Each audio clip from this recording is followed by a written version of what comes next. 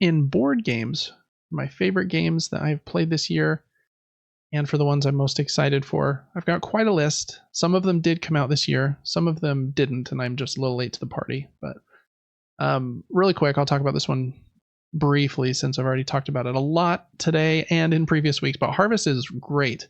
Just came out this year from Keymaster Games, a worker placement game where you are building your own little farm. And I think it nails like the 60 to maybe 75, maybe 90 if you're playing with 4 slow people minute like worker placement game, like really, really well. I don't see this one ever leaving my collection just because it does what it does really, really well. It sticks to like a really solid time frame, and there's quite a bit of different like paths and strategies you can take, kind of dictated by which character card you're using that game. But then you can also like, okay, I'm going to focus a lot on pumpkins this game because they're worth a lot of points, but they cost a lot to get out. And so, yeah, I don't know. It's really, really great. Love Harvest. Another game I got recently, this one didn't come out this year, but I think it came out last year. This is Arborea, which is a very pretty game, even though it kind of looks like a fever dream and is sometimes color overload, but it's very, very fun. You are putting your little, what do they call them? Villagers on these little paths. And then those paths will slide forward. And anytime they slide forward, even if it's not your turn, if you're on the path somewhere, you can decide if you want to hop off. And then you follow that on your turn. You'll follow that trail all the way to the end and get everything that you pass. The longer you stay on that little trail, kind of waiting and waiting and waiting and hoping that other people will go there on their turn to push it farther and farther along, the better your hop off spot will be. And so that's a cool kind of interaction point where you think, okay, I know that my opponent probably wants to go there. I'm going to stick a worker or two on there first so that they push me along and I don't really have to focus there, but I'm still getting a benefit from that. Then down here on the bottom left, the resources in this game are shared. So you don't store like any water or plants or anything for yourself. When you earn them, you move half of this token up to show how many you've earned. And then you can spend them on your turn, just like normal, like if you're paying for something. But any that you don't spend will bank at the end of your turn, and the bottom half of that piece will slide all the way up and score you all of the point numbers you pass. So you can have really big turns where you score a lot of points just by earning like a ton of water, for example. Even if you don't spend it on your turn, you could score like 25 points and you'd be leaving a lot of water for the next player to use, but you scored 25 points by earning it all. So that is a really fun interaction point too, where all of the resources are shared. So you can wait for somebody to earn a lot of one specific resource. They'll get a lot of points for doing so, but then you can use them when it's your turn. Very cool. And then you're building this little simple card grid with different creatures on it in order to score points. Different creatures want to be next to different habitats, and maybe you like within eyesight or in a direct line from a different type of creature. So a few different mechanisms tying together there. This is a fairly complex game as well, probably like 3.5 or something on the complexity scale out of 5, but yeah, it's really, really cool. Yeah, 3.69 actually is what it says here. Really like Arborea. I've liked some complex games this year. Next up is another kind of complex one. I really like Sand. This one is a pick up and deliver game that's very tight. It's hard to get places in the game, and it's hard to pick up resources, and it's hard basically to do everything, to sell them. But I like that tightness. You're moving with your silkworm to these different regions. You can move on the regular path, which takes 2 movements to get to the next town, or you can take a shortcut, but moving along a shortcut costs a lot more of your silkworm's hunger and thirst. So it's all about that tightness and trying to figure out how can I maximize my moves, because I'm going to run out of hunger and health and thirst fast. I think the coolest feeling in this game is when you sell anything, I'm trying to find a picture of the player board, and I'm not finding a good one. When you sell anything in the game, you don't put it back in like the general supply. You slot it into your record of goods sold. It's the right half of your board, and it'll just kind of become a big line of all of the goods you've sold. When you place it in there, you'll also set it on top of some perk that you get immediately. It might be some points or some health or thirst back.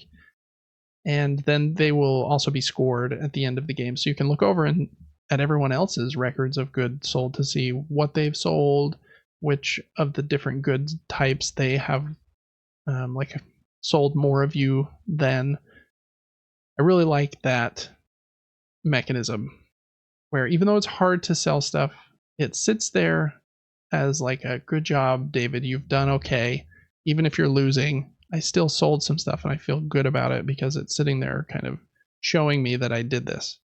And you can upgrade your silkworm to move better and get these cool companions, but a pretty tricky game in how you play it. You have to use these action tokens that match the colors of the 4 dice that are rolled, and if you're holding a good of the same color as one of them, that action token becomes locked and can't be used until you have sold it. So it's a tricky puzzle that, like I said, is tight and it's difficult to move. And some people I think will not like it because of that, but I really enjoy it. I think sand is really, really great. And sand kind of got me on a Devere kick this year because I already had bamboo, but after playing sand, and I like bamboo quite a bit, I decided to get the White Castle, and I've played this one even more times than sand. I think the White Castle is really great. It's does a lot with a little. It's a small little board, comes in a pretty small box, and you only get, 9 turns in the whole game. And so it's, again, an efficiency puzzle I really like. We talked about puzzle video games. I like puzzles and efficiency puzzles in board games as well. You're trying to make the most of those turns by taking the right die that will help you to combo one action into another, use some of your seals or money to be able to place out one worker, which lands you on a spot that might let you place out another worker, and you're trying to move these different courtesans up the White Castle and put samurais out in the fields over here and get gardeners over here by the bridges. A very nice and elegant system for the dice. You draft one from the high or low end of the bridge, and then whichever die is next to that one will slide over to fill that spot. And then you use those pips in order to pay for the actions you're doing. White Castle's great. I'm excited to see what the expansion that's coming out will add to it. I hope that, and as I say this, I don't think it's going to, but I love it when expansion content can fit in the base box so that I don't have to worry about, okay, I want to play the White Castle, now I've got to get 2 boxes out. But their boxes at Devere are so small, which I like, actually. I like that they don't take up a lot of the space on my shelf. But because of that, I imagine that whatever's in that, I think it's a Maca expansion, is going to be too big to fit in the base box, but that's okay. White Castle is a really, really great game. Another one I really liked is Tinner's Trail. This is an auction game where you're trying to make the most money by auctioning and purchasing these different mines throughout the land here. This is kind of a later game state where it can get a little busy on the board, but you purchase a mine, and that mine will mine copper and tin. And you're hoping that that mine has a lot of copper and a lot of tin and as little water as possible, because water, the presence of water at your mine makes it more expensive for you to mine the copper and tin out. And then you use that copper and tin and sell it for money. And the cool thing about this game is how it works. It's kind of a unique system where someone will start a bid for a mine, and before they start a bid, they can decide if they want to scout the mine by peeking at it, and then optionally, I think, playing a card there that would make the mine better. And if they do that, then they will get half of whatever the winning bid is. They don't have to do that part if they don't want to, but then players will go around the board kind of bidding on the mine, and your money is a very tight resource in the game. And whoever wins it will get to place some of their pieces there, and it will be their mine. And then, yeah, you can use actions to extract the tin and copper from the mine. Then at the end of each round, you will sell all of the tin and copper that you have earned from your mines at their market price. And then all of the money that you have, you track your money and your like investments or points on the same track. And at the end of each round, you can convert as many of your money into points at these different conversion ratios as you want, but you want to make sure you leave yourself with enough money going into the next round so that you can, have enough to buy another mine or to use that money for other things. So a very cool push and pull there. The auction system is kind of fun. Board gets a little busy, like you can see here with the different cubes. There's also an arsenic expansion that adds little green cubes to go along with the copper and tin. And I think we played with 5 players, and it was the board was very full, but it was fun. I really, really liked it. So that's a genre of game I don't have a lot of, like an auction style game. And I think this is a solid one. So that is Tinner's Trail. Another game I really enjoyed this year is the Vale of Eternity. This is a pretty simple combo building card game where you're just trying to race to get, I think, to 80 points to end the game. And you do that with a cool system of how you draft the cards, and then in how you can play the cards down in front of you or sell the cards for some resource money coins that you can spend. And there's a few different limits in the game. You can't ever have more cards down in front of you than the round number. So in the second round, you can only have up to 2 cards down in front of you. So you're limited in that way. And then you can only ever have 4 pieces of currency, and they are in values 1, 3, and 6, and you never get change. So how you're able to manage those is also very important. And yeah, the cards are it's a really fun, simple kind of card drafting game where I say simple, but then there is enough depth in that it is fun. And it probably plays in 30 minutes to an hour. There's a small like card expansion coming for this one. I say small, I think it has like 80 cards or something, but called Artifacts that I think comes out at the end of this year, maybe. Vale of Eternity is a really fun card game. Kind of has a Pokemon vibe to it with these different animals, but it's really all about kind of the math in the cards. Like, okay, I get to activate this card at the end of every round, and it will give me 2 of this currency that are value 3 each. Then I can use those to combo into buying a card next round, or into converting those 3s into some points or some other action. So it's kind of a combo engine building game in that way. It's really fun. Okay, and then the last one I actually played last night, and I've played it a few times this year, just delivered in January. It's called Fractured Sky, and this is a very unique game. I don't have like any other games like it in my collection, so I'm glad I have it. It's not one that I always want to play because there is a bit of luck involved in the game. So I hope that the expansion that is coming out next January will kind of help with that a bit, with the different set collection that they're adding with different colored victory points. But in this game, you are trying to get these starfall pieces, which are the victory points of the game, and they will be in one of 10 different locations on the board each round. But those locations are hidden with these upside down blue cards.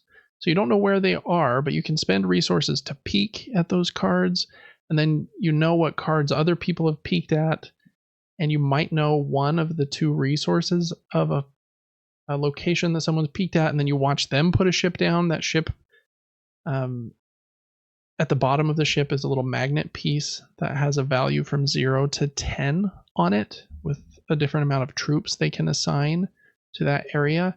So they might have thrown a 0 there to bluff, or they could be throwing an 8 or a 9 there, or even a 10. And so then you maybe don't want to combat them there. Whoever has the most troop strength in a region at the end of the round would win any of the starfall that are there. There can be multiple starfall in the same location if some other things line up. So it's a hidden information game where you're trying to figure some things out that nobody else knows, and then trying to kind of watch the people on the table to deduce what they're doing.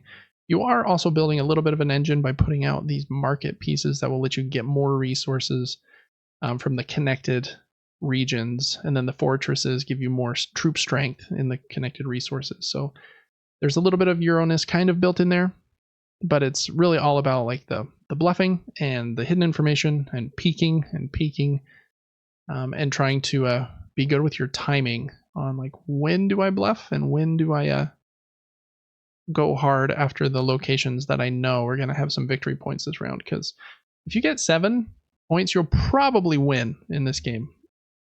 You know, depending on the player count, that can fluctuate a little bit, but you know, with 7 points being like a winning score, the one downside to that is occasionally you can luck into a point if like nobody peaked at the end of round objective or somebody else did and you just happen to it happened last night actually. I peaked at one and it was whoever has the most markets connected to woeful wetlands, and one of the other players I was playing with already had 4 markets in that connected to that region. I was just like, okay, there's no way I can take this from him.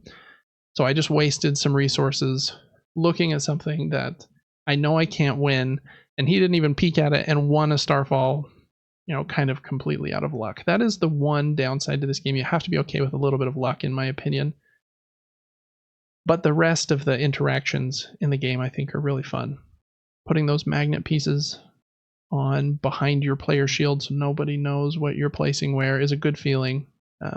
And the game looks really cool on the table with all of these colorful ships and skimmers and fortresses and markets out there on the board. Very clean, like visual graphic design as well. I really like it. Like Fractured Sky quite a bit. Okay, those are probably my favorite.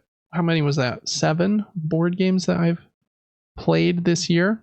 There are 1, 2, 3, 4, 5, 6 that I'm really excited about that are going to be delivering to me soon, at least before the end of the year. Next up is one that just shipped today, and it's called, again, just kind of coming back to Devere, it's called Salton Sea. And this is kind of an even tighter, like, economic game from Devere, where you are trying to mine, I think, salt from this place called the Salton Sea, which is a real place, I believe, on the border of California down near by Mexico, in order to get the most money in the game. And I haven't read the rule book, so I don't know every rule, but I'm very excited about it. You have these cards that you can use for kind of the front of the card that will let you do some actions.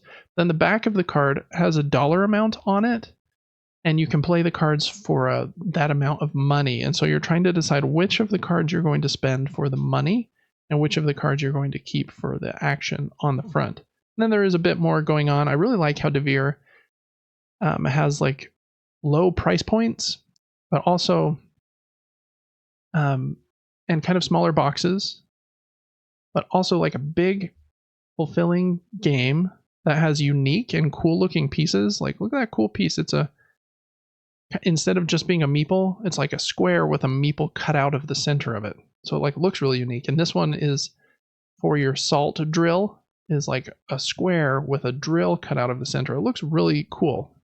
And it's just kind of, let's break the mold just a little bit, not have it just be a boring meeple. But we don't have to spend a ton. It can just still be a little piece of wood with paint on it. So I really like what they do. Their player boards are also really unique. You are putting these different drill cards down at the bottom of your board, and you can drill down and down and down deeper. And then you're using, again, I don't know every rule in the game, but you're slotting cards in these top sections on your board that have these cool notches for them. And there's kind of an economic market in the center of the table. I'm excited to play this one. I like a good economic game. This one's a bit heavier than like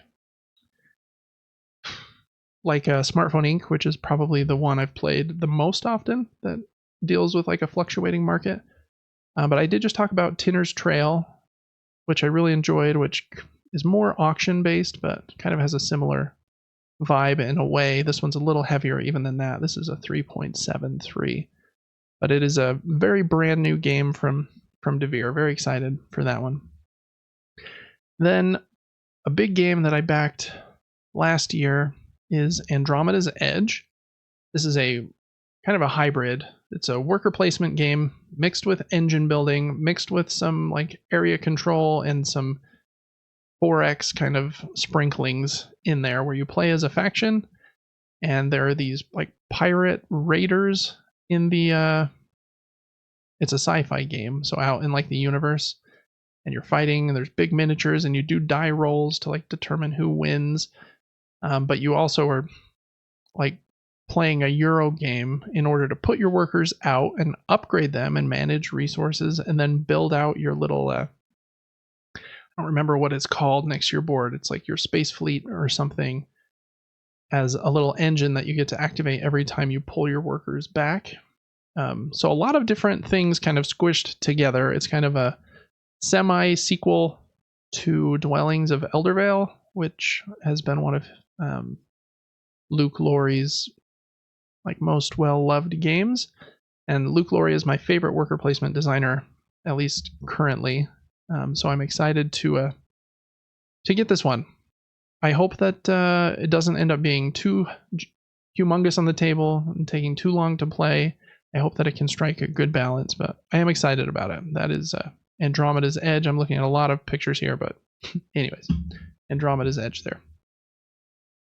Okay, next up is kind of a dungeon crawl added to one of my very favorite games. Dice Throne is an awesome 2-player game where you kind of play battle Yahtzee against the other person you're playing with also a deck of cards, and which makes it sound more complicated than it's not. It's really not a complex game, but it's really awesome.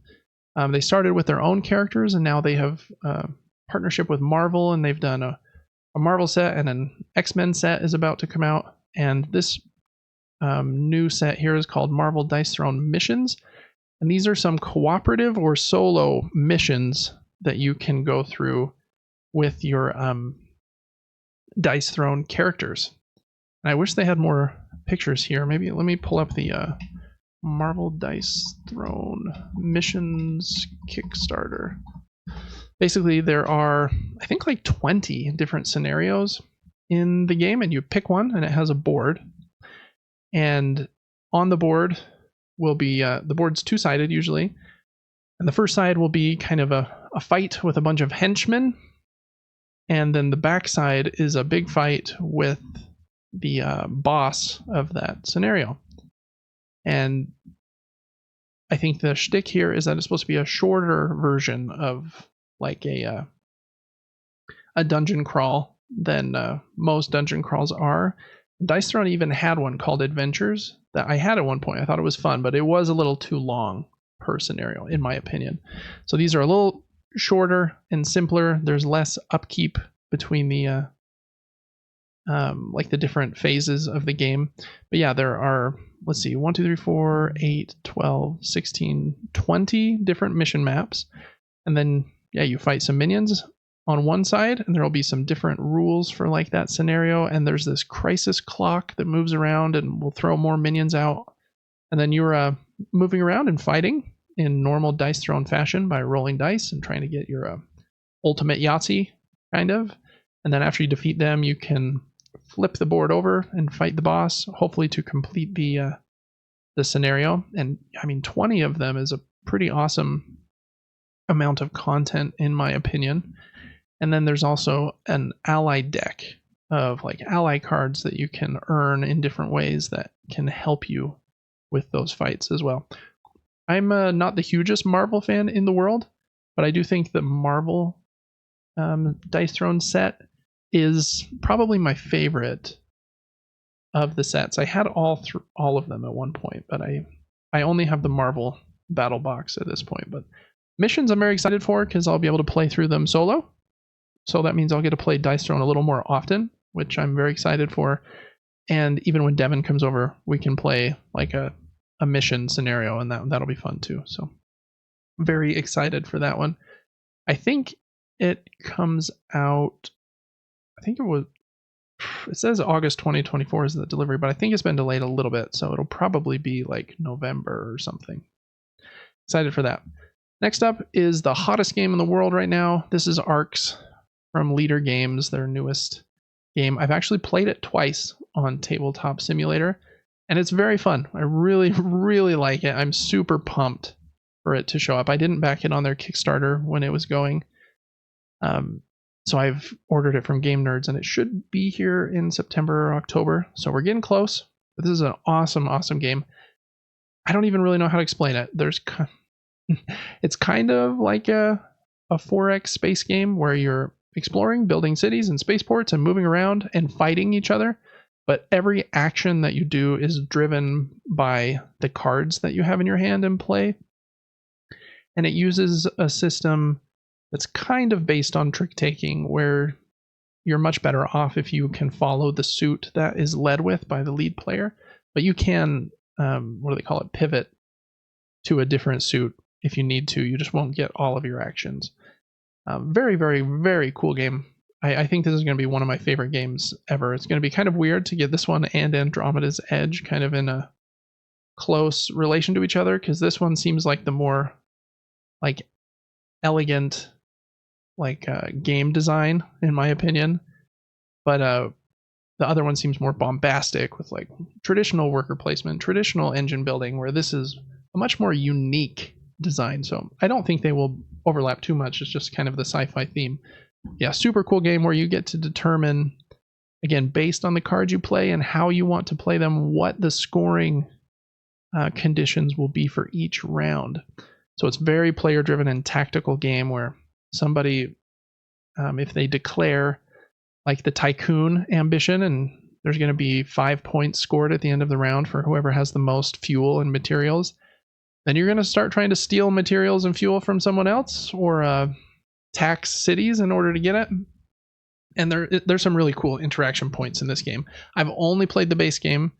I have the base game and the Leaders and Lore expansion and the Blighted Reach kind of campaign 3 game, like a longer experience, all on their way. So very excited for Arcs. Very, very, very excited for Arcs. Okay, 2 more. I just ordered these ones today, actually. And I'm a little nervous about them, to be honest. These are going to be the heaviest 2 games in my collection. And I've been looking to get a game from Vital Lacerda. I think that's how you pronounce his last name. I might have said his first name wrong. Vital Lacerda for a long time. But they are very heavy and complex games, and I worry that I won't be able to get them played as much as I want to. But I got 2 of them. I got Kanban EV, which is it is a worker placement game, kind of, but there's a ton more going on, where you're trying to get blueprints for cars, and then I don't even know everything. Let me see if I can find the main board here. This is your player board. You're also trying to get these cool speech bubble tokens, which represent like your influence in the different board meetings, because those will happen at different times, and whoever has the most of those like gets to speak first in like the meetings. And then these cars are coming off of the conveyor belt when you push them, and they're going over to like the testing line to do some laps. And yeah, it's a very Lacerda games are supposed to be very thematic in that there's a lot of like overlapping mechanisms, and he tries to pull as much like theme into the game. Like, okay, well, what do they do in an actual like I don't know, production line? And then what's the next step? Oh, they would test it next. How do I incorporate that into a game? And you need blueprints and all kinds of stuff. So I'm very excited to try it. This is supposed to be one of the easier or more simple of his games to try first. So this is probably going to be the one I try first, as far as like his big designer series. So yeah, that's Kanban EV. I am excited about it, but a little scared, to be honest. And then the next one I'm even more scared about, even though the theme is a little more exciting to me. If you can't tell, I really like space and sci-fi themes, but this is on Mars. You can see the weight there is a 4.67 out of 5, which is scary. But it looks really, really cool. The pieces are excellent. This company, Eagle Griffin Games, I think does cool stuff. Let me see if I can find a good picture of the board. That one's really blurry. But basically, you are trying to contribute to and build the best colony on Mars. So kind of taking a theme from like Terraforming Mars, but it's done very differently here. You have your own board, and let's see, this picture will probably work. And you're managing things there, like how many ready workers you have and spaceships that you can use in order to transport your people. And your workers generally are put on, well, I think you have like a lead worker that's put on one of two sides of the board, either in orbit, the planet, and when you're in orbit, you can do the actions on the left side of the board.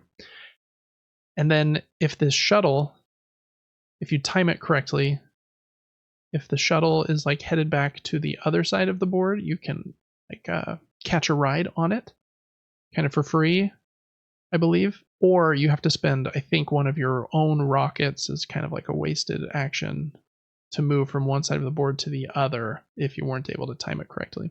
And then you have the on Mars section, which lets you do the actions on the right side of the board, which are more along the lines of putting tiles out, which you can only build next to your little worker bot.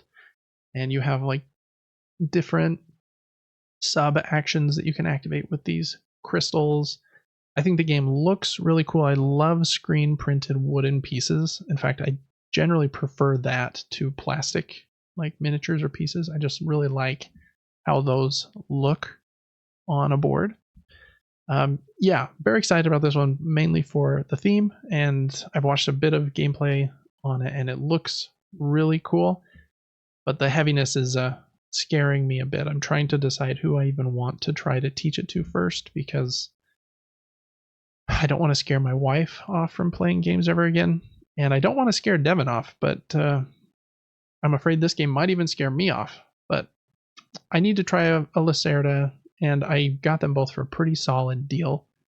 So even if I don't like them, I'll be able to sell them, I think, for maybe even a profit, but probably like about what I got them for. So anyways, that is the end of the board games that I'm most anticipating this year.